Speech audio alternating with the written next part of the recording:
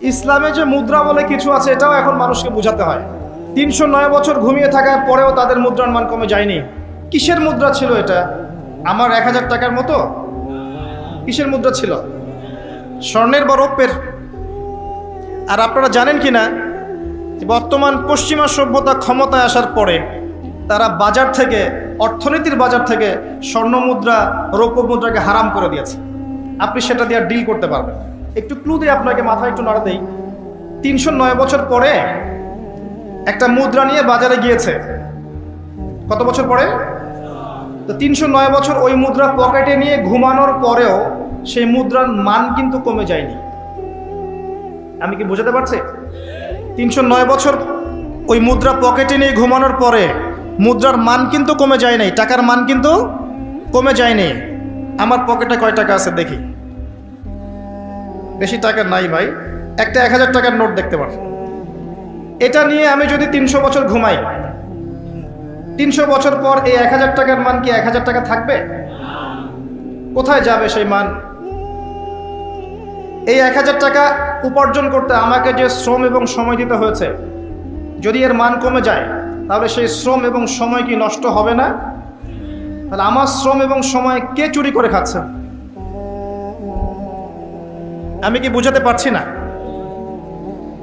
৩০৯ বছর ঘুমিয়ে থাকার পরেও তাদের মুদ্রার মান কমে যায়নি।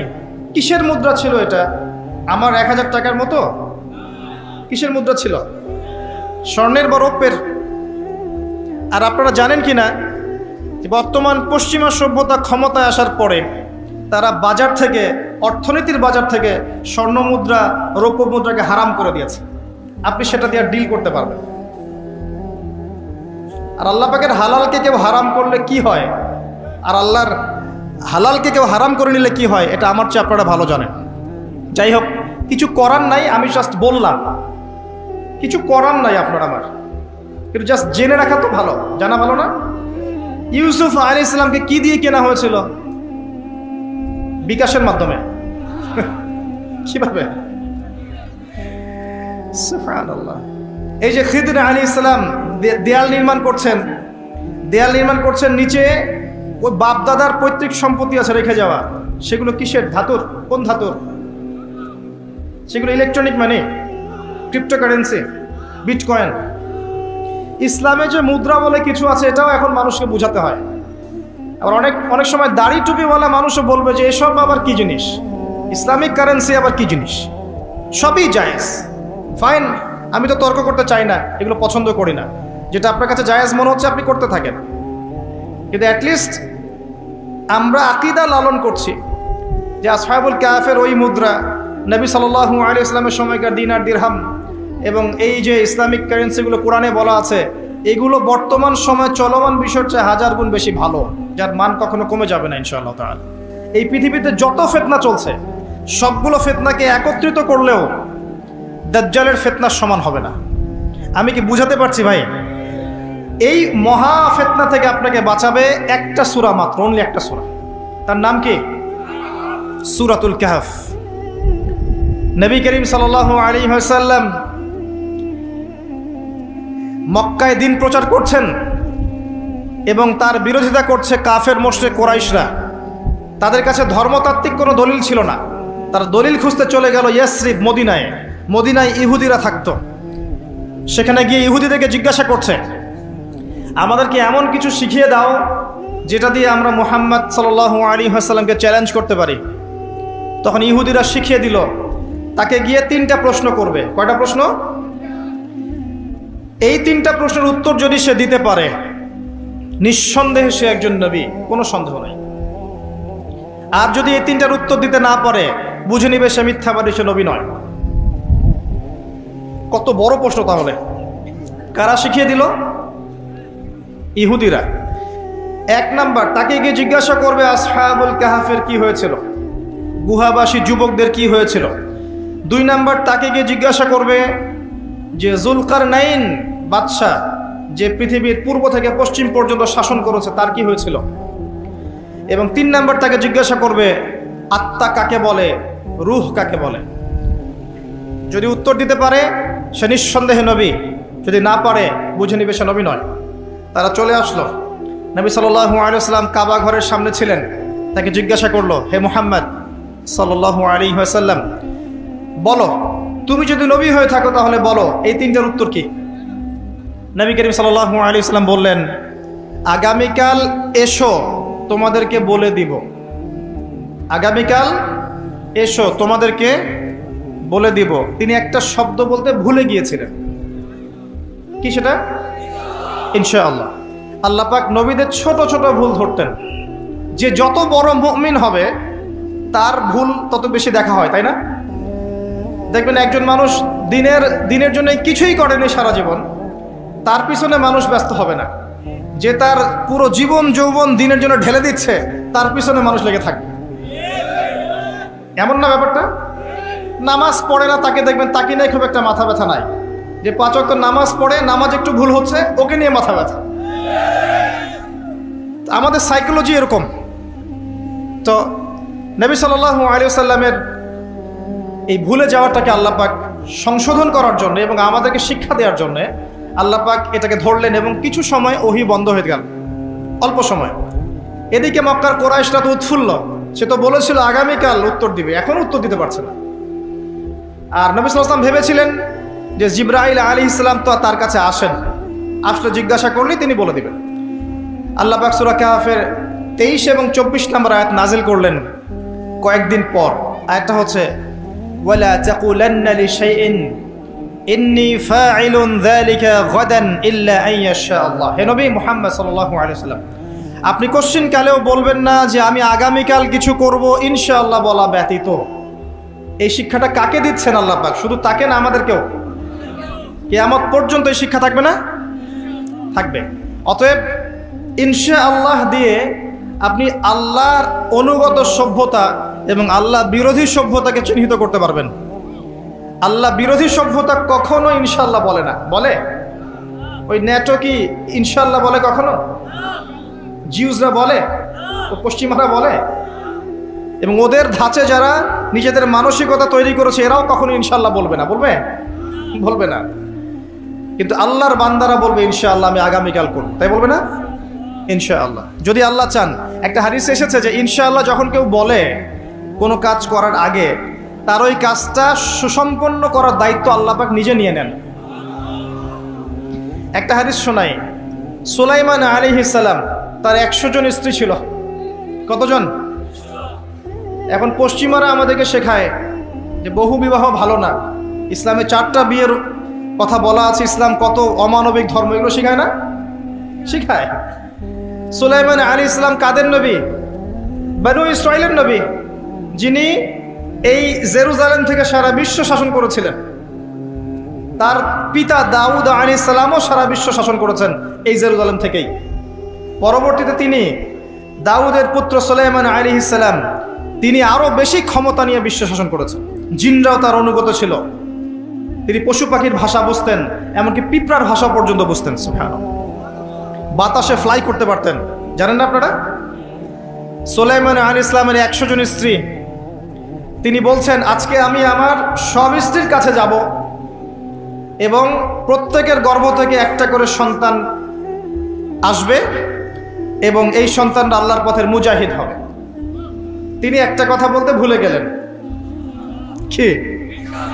নবী সাল্লাল্লাহু আলাইহি ওয়াসাল্লাম বলছেন যে কোনো স্ত্রী সন্তান জন্ম দেয়নি, একজন স্ত্রীর গর্ভে একটা সন্তান এসেছিল, সেটা আপনার প্রিম্যাচিউর, যেটাকে আমরা বলি প্রিম্যাচিউর বেবি, মানে হ্যাঁ বিকলাঙ্গ না শব্দটা, আসলে মানে ম্যাচিউরড না, আমাদের মতো সুস্থ না, সুস্থ সবল না, এবং সেও পরবর্তীতে বাঁচেনি আর কি।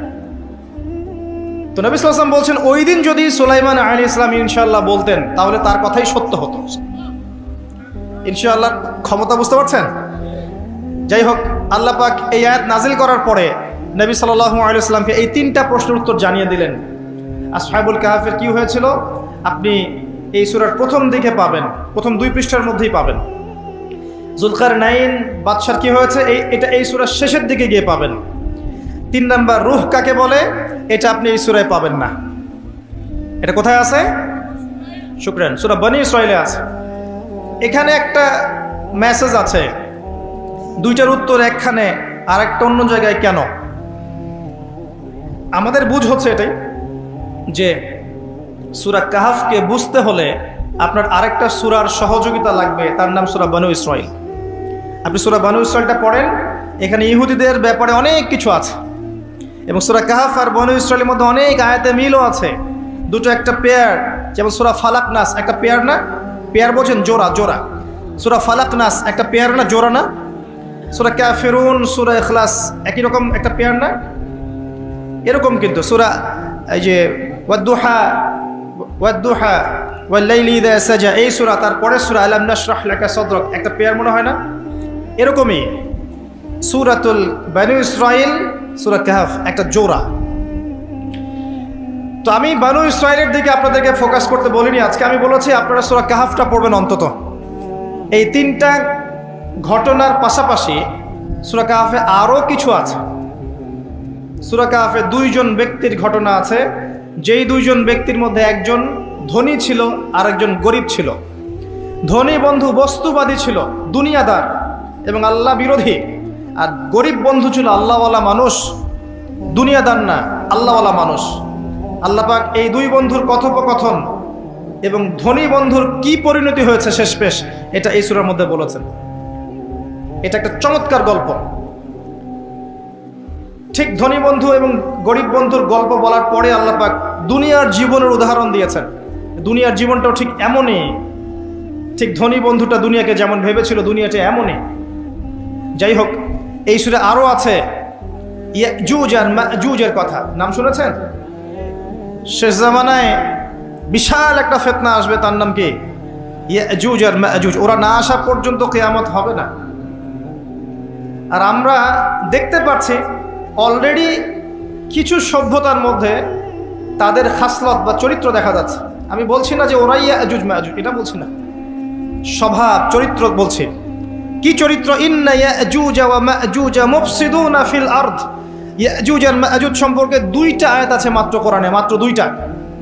একটা সূরা আম্বিয়ার মধ্যে আর একটা হচ্ছে সূরা কাহফের মধ্যে। সূরা কাহফে আল্লাহ পাক বলছেন ইন্না ইয়াজুজ ওয়া মাজুজ মুফসিদুনা ফিল আরদ। ইয়াজুজ আর মাজুজের চরিত্র হচ্ছে তারা দুনিয়াতে ফিতনার ফাসাদ সৃষ্টি করেছে। কি করেছে? তাহলে যারা এখন সারা বিশ্বব্যাপী ফিতনার ফাসাদ সৃষ্টি করছে, তাদের চরিত্র কার সাথে তুলনা করা যায়? এটা কি অপরাধ হবে? এই সূরার মধ্যে এটা আছে। এই সূরার মধ্যে আরও আছে একটা বিশাল ঘটনা এবং সবচেয়ে ইম্পর্টেন্ট ঘটনা, সেটা হচ্ছে নবী মূসা আলাইহিস সালাম এবং খিদর আলাইহিস সালামের ঘটনা। নবী মূসা আলাইহিস সালাম ভাষণ দিচ্ছিলেন এবং জনগণের মধ্যে একজন বললেন, আপনি তো অনেক চমৎকার ভাষণ দিচ্ছেন, আপনার চেয়ে কোনো জ্ঞানী মানুষ কি আছে? নবী মূসা আলাইহিস সালাম বলেছেন, না, নেই। আল্লাহ পাক ধরলেন, ওই যে নবীদের ভুল আল্লাহ পাক ধরেন, তোমার চেয়ে জ্ঞানী মানুষ আছে, আমার আরেকজন বান্দা, তার নাম খিদর, সে তোমার চেয়ে অনেক বেশি জ্ঞানী। নবী মূসা আলাইহিস সালাম বললেন, আমি তার সাথে মিট করতে চাই, কোথায় তাকে পাবো? আল্লাহ পাক বললেন, একটা মাছ নাও, মাছ, এই মাছটা যেখানে গিয়ে জীবন্ত হয়ে যাবে এবং যেখানে দুইটা সাগর মিলিত হবে, এখানেই তুমি তাকে পাবে। তিনি সফর করা শুরু করলেন। সফর করতে করতে করতে করতে এক পর্যায়ে ক্লান্ত হয়ে পড়লেন, রাস্তা ভুল করলেন। তার সঙ্গীকে বললেন, খাবার নিয়ে আসো। তার সঙ্গীর নাম ছিল ইউশা বিন নুন, যিনি পরবর্তীতে নবী হয়েছিলেন। তিনি বললেন, খাবার তো নাই, মাছ তো জীবিত হয়ে চলে গেছে মাছের পানির মধ্যে, আমি আপনাকে বলতে ভুলে গিয়েছিলাম। নবী মূসা আলাইহিস সালাম বলছেন, বলো কি? ওই জায়গায় তো সেই জায়গা যেখানে আমি তাকে পাবো, চলো সেখানে। আবার ফিরে আসতে হলো সেই জায়গায়। এসে দেখলেন পাথরের উপরে একজন ব্যক্তি বসে আছেন, তার নাম খিদর বা শ্যামল। খিদর মানে শ্যামল। তিনি যেখানে বসতেন সেই জায়গা সবুজ শ্যামল হয়ে যেত। তাকে আল্লাহ পাক তার পক্ষ থেকে জ্ঞান শিক্ষা দিয়েছিলেন। ওয়াল্লামনাহু মিন লাদুন্না ইলমা। ওই ব্যক্তিকে আমি আমার পক্ষ থেকে জ্ঞান শিক্ষা দিয়েছিলাম। সুবহানাল্লাহ, আল্লাহর পক্ষ থেকে জ্ঞান মানুষকে শিক্ষা দেওয়া হয়েছে। কয়েকজন ব্যক্তি আছেন কোরআনে যারা সরাসরি নবী ছিলেন কিনা এটা নিয়ে দ্বিমত আছে, কিন্তু আল্লাহর পক্ষ থেকে তাদেরকে জ্ঞান এবং প্রজ্ঞা দেওয়া হয়েছিল, কোনো দ্বিমত নাই। লুকমান হাকিম আর একজন যুলকারনাইন আলাইহিমুস সালাম। আসুন, খিদর আলাইহিস সালামকে গিয়ে নবী মূসা আলাইহিস সালাম বলছেন, হাল আত্তাবিউকা আলা আন তুআল্লিমানি মিম্মা উল্লিমতা রুশদা। আমি কি তোমার ইত্তেবা করতে পারি এই শর্তে যে আল্লাহ আপনাকে যে জ্ঞান শিখিয়েছেন সেটা আমাকে শেখাবেন? খিদর আলাইহিস সালাম বললেন, ইন্নাকা লান তাসতাতিআ মাইয়া সাবরা, তুমি আমার সাথে ধৈর্য ধরতে পারবে না। নবী মুসা আলাইহিস সালাম বললেন, সাতাজিদুনি ইনশাআল্লাহু সাবিরান ওয়ালা আসি লাকা আমরা, ইনশাআল্লাহ আমি ধৈর্য ধরবো, আমাকে আপনার কাজে বিঘ্ন সৃষ্টিকারী পাবেন না। ঠিক আছে, ইনশাআল্লাহ বলেছো, চলো এখন। কিন্তু নবী মুসা আলাইহিস সালাম ধৈর্য ধরতে পারেন নাই। শেষে গিয়ে আপনি দেখতে পারবেন খিদর আলাইহিস সালাম আগেই সেটা বুঝতে পেরেছিলেন। যার কাছে আল্লাহর পক্ষ থেকে জ্ঞান থাকে সে অনেক দূর পর্যন্ত দেখতে পারে। আমি কি বোঝাতে পারছি? পথ চলা শুরু হলো, ফানতালাকা, তারা হাঁটতে থাকলেন। একবার নৌকা ফুটা করে দেয়া হলো, শর্ট করে বলছি আমি। একবার একটা বাচ্চাকে হত্যা করলেন, আর একবার একটা দেয়ালকে নির্মাণ করলেন। আজকে গিয়ে পড়বেন সূরাটা, শেষের দিকে আছে। তিনবারই মুসা আলাইহিস সালাম বললেন, আপনি এটা কি করছেন? নৌকা ফুটা করলেন কেন? যে যারা আমাদের উপকার করলো আপনি তার নৌকা ফুটা করে দিলেন। বাচ্চাকে কেন হত্যা করলেন? নিষ্পাপ বাচ্চা, সে কি দোষ করেছিল? এই দেয়ালটা নির্মাণ করলেন কেন বিনা পারিশ্রমিকে? ওরা তো আমাদেরকে মেহমানদারিও করলো না। তখন খিদর আলাইহিস সালাম বললেন, হাদা ফিরাকু বাইনি ওয়া বাইনাক, তোমার আর আমার মধ্যে আর পথ চলা হলো না, তবে আমি তোমাকে জানিয়ে দেব কাজগুলো আমি কেন করেছি। 1 নাম্বার, আমি নৌকা এই কারণে ফুটা করেছিলাম, যদি নৌকাটা ফুটা না করতাম, নৌকার পিছনে জলদস্যু ছিল, নৌকাটা ভালো হলে নিয়ে চলে যেত। 1, তাই আমি তার কোনো ক্ষতি করিনি, তার উপকার করেছি। 2, এই বাচ্চাকে আমি হত্যা করেছি আল্লাহর আদেশে, কারণ এই বাচ্চা বড় হলে অনেক বড় কাফের হতো, অনেক মানুষকে কাফের বানাতো, নিজের পিতা মাতাকেও কাফের বানাতো। 3, এই দেয়াল আমি নির্মাণ করেছি এই কারণে, এই দেয়ালের নিচে এই বাড়ির 2 জন এতিম বালকের পৈতৃক সম্পত্তি আছে, যদি নির্মাণ না করতাম মানুষ নিয়ে চলে যেত, তাই বিনা পারিশ্রমিকেই আমি কাজটা করেছি। 3টা ক্ষেত্রেই মুসা তুমি বাইরের চোখ দিয়ে দেখেছো, তাই তুমি সত্য উপলব্ধি করতে পারো নাই। 3টা ক্ষেত্রেই আল্লাহর নূর দিয়ে খিদর আলাইহিস সালাম দেখেছেন বলেই তিনি সঠিক পথের সন্ধান পেয়েছেন। আমি কি বোঝাতে পারছি? সূরা কাহফ আপনাকে এই গল্প কেন শিক্ষা দিচ্ছে, একটু মনোযোগ দেন।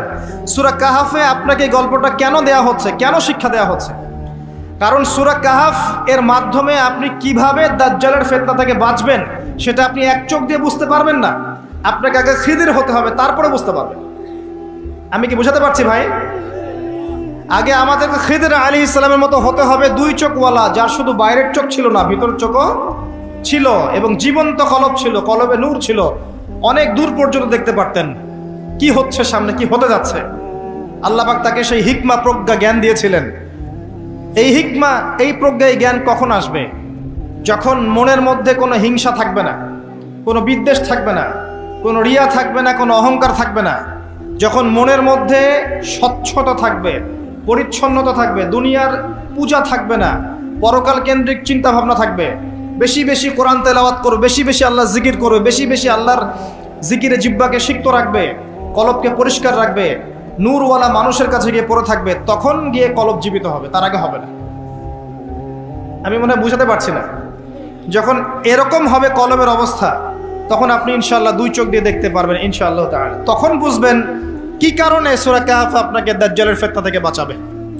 এখন আমি যদি আপনাকে প্রশ্ন করি, সূরা কাহফের মধ্যে কি আছে যা আপনাকে মাসিহুদ দাজ্জালের ফিতনা থেকে বাঁচাতে পারে, কি উত্তর দিবেন? কে উত্তর দিতে পারবেন বলেন? সূরা কাহফের মধ্যে কি এমন আছে যা আপনাকে মাসিহুদ দাজ্জালের ফিতনা থেকে বাঁচাবে? কে উত্তর দিতে পারবেন?